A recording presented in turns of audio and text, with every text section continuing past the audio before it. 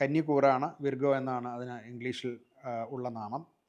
ഉത്രത്തിൻ്റെ അവസാനത്തെ 3 പാദങ്ങൾ അത്തം, ചിത്തിരയുടെ 1ഉം 2ഉം പാദങ്ങൾ ചേർന്നതാണ് കന്നിക്കൂറ്. കന്നിക്കൂറുകാർക്ക് 6ാം ഭാവത്തിലാണ് പ്രധാനപ്പെട്ട ഗ്രഹങ്ങളൊക്കെ. ബുധൻ, ശുക്രൻ, ചൊവ്വ, രാഹു, ഈ ഗ്രഹങ്ങളൊക്കെയും 6ാം സ്ഥാനത്തും 7ൽ ശനിയും ആണ്. ഇവർക്ക് ഇതുവരെ ഉണ്ടായിരുന്ന പ്രവർത്തനത്തിൽ കൂടെ വന്നു ചേർന്ന ശത്രുതകളും മറ്റും ഇല്ലാതാകാൻ അഥവാ അത് നിഷ്പ്രഭമാകാനുള്ള സാധ്യത കാണുന്നുണ്ട്. അതുപോലെ തന്നെ ചില എഴുത്ത് പരീക്ഷകൾ, സർക്കാർ വക ടെസ്റ്റുകൾ, അതുപോലെ ഇൻ്റർവ്യൂ, ഇതിലൊക്കെയും മത്സരത്തോടു കൂടി നടക്കുന്ന കാര്യങ്ങളിലൊക്കെയും വിജയം, ശത്രുക്കളെ തോൽപ്പിച്ച് അവനവന് വിജയം ഉണ്ടാകാൻ സാധ്യതയുണ്ട്. അതുപോലെ നമ്മുടെ പ്രവർത്തന മേഖലയിൽ, നമ്മുടെ ഓഫീസ് ജീവിതത്തിലോ അല്ലെന്നുണ്ടെങ്കിൽ ബിസിനസ്, അതുപോലെ പങ്കാളിത്തത്തോടു കൂടി നടത്തുന്ന മറ്റ് ഇതര മേഖലകളിലൊക്കെ നിങ്ങൾക്ക് പ്രത്യേകമായിട്ടുണ്ടാകുന്ന ചില കഴിവുകളെ പ്രോത്സാഹിപ്പിക്കുന്നതായിട്ട്, അതുപോലെ കാര്യങ്ങളെ വ്യക്തമായിട്ട് വിശകലനം ചെയ്ത് ബോധ്യപ്പെടുത്തുന്നതിനുള്ള നിങ്ങളുടെ കഴിവ്, അത്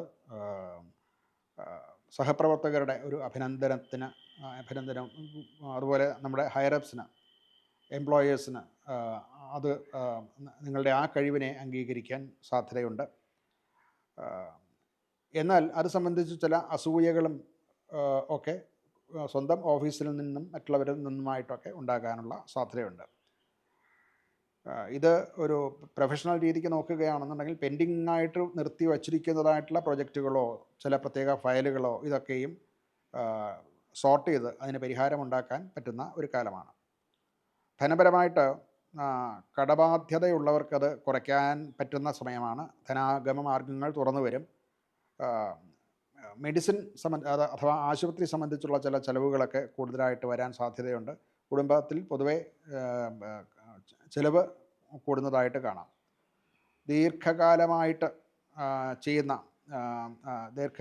ചെയ്യുന്ന ബിസിനസ്സിൽ വളരെ സൂക്ഷിച്ച് ചെയ്യണം. അതിൽ ഫർദർ ഇൻവെസ്റ്റ്മെൻറ്റ് എന്തെങ്കിലും ചെയ്യുന്നുണ്ടെങ്കിൽ അതിനുള്ള അനുകൂലമായിട്ടുള്ള സമയമല്ല. എല്ലാ തരത്തിലുള്ള നിക്ഷേപങ്ങൾക്കും ഒരു ജാഗ്രതയോടു കൂടി ചെയ്തില്ല എന്നുണ്ടെങ്കിൽ നഷ്ടങ്ങൾ സംഭവിക്കാൻ സാധ്യതയുണ്ട്. ആരോഗ്യപരമായിട്ട് അജീർണം ഉണ്ടാവുക, അതായത് വയറ് സംബന്ധമായിട്ടുള്ള രോഗങ്ങൾ ഉണ്ടാവുക, ദഹന പ്രക്രിയയ്ക്ക് പ്രയാസങ്ങൾ ഉണ്ടാവുക, അസിഡിറ്റി ഉണ്ടാവുക മുതലായിട്ടുള്ള കാര്യങ്ങളൊക്കെ ഉണ്ടാകാൻ സാധ്യതയുണ്ട്. ഭക്ഷണക്രമം ശരിയായ രീതിയിൽ നിർണ്ണയിച്ച് അത് ചെയ്യുന്നില്ല എന്നുണ്ടെങ്കിൽ ഈ രോഗം വരാനുള്ള സാധ്യത കുറച്ചുകൂടെ കൂടുതലായിട്ട് വരും.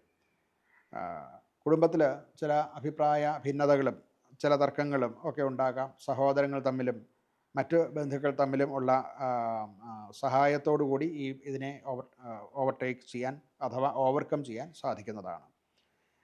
വീട്ടിൽ സ്വന്തം ഉത്തരവാദിത്വം കുറച്ചുകൂടെ കൂടുതലായിട്ട് അനുഭവപ്പെടും. പിന്നെ മക്കളുടെ പഠനം സംബന്ധിച്ച് ചില പ്രയാസങ്ങൾ ഉണ്ടാകാൻ സാധ്യതയുണ്ട്. അത് പ്രത്യേകം ശ്രദ്ധിക്കേണ്ടതാണ്.